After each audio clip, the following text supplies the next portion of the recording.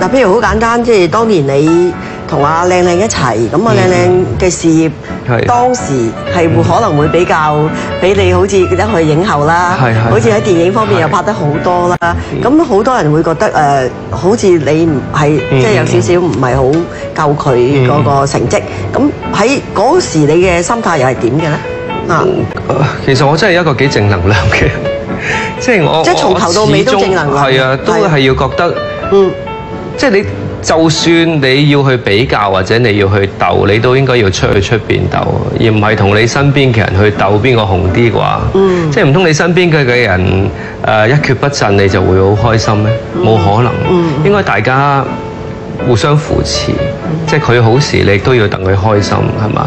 咁你如果係一個有實力嘅人，唔該你喺出邊做啲成績出嚟睇下。但係譬如話有時一出嚟咁，好似好多人嘅焦點集中喺阿靚嗰度，咁你又唔會有嗰種好似被忽略嘅感覺。因為唔係呢樣嘢，可能唔係我嘅着眼點。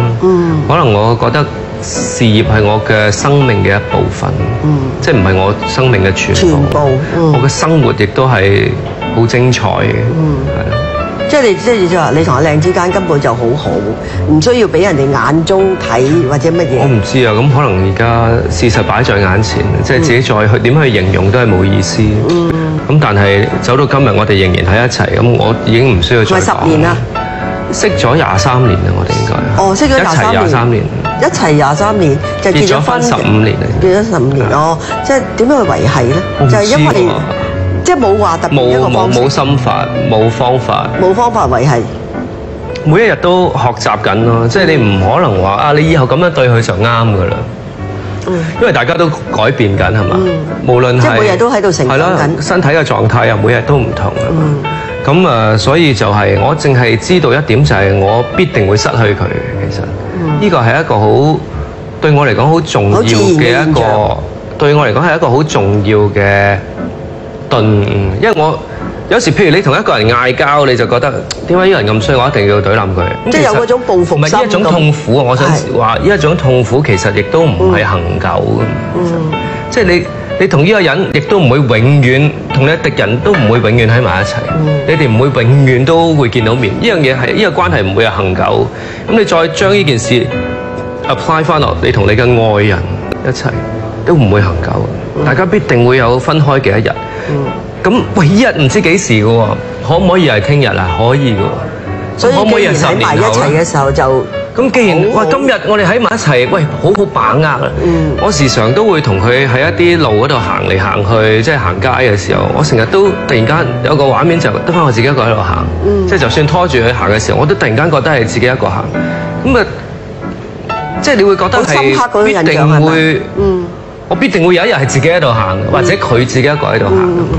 咁今日能夠牽住一隻手行，你點解仲要有咁多不滿呢？呢一個咁唔穩定嘅狀態，而你能夠呢一刻擁有到，咁唔該好好珍惜。即係意思即係呢個其實真係好好，俾好多夫妻一個好好嘅警醒嘅嗬。好多人一嗌交嗰時火遮眼啊，乜都唔記得啊，一定要砌低你為止。係咯。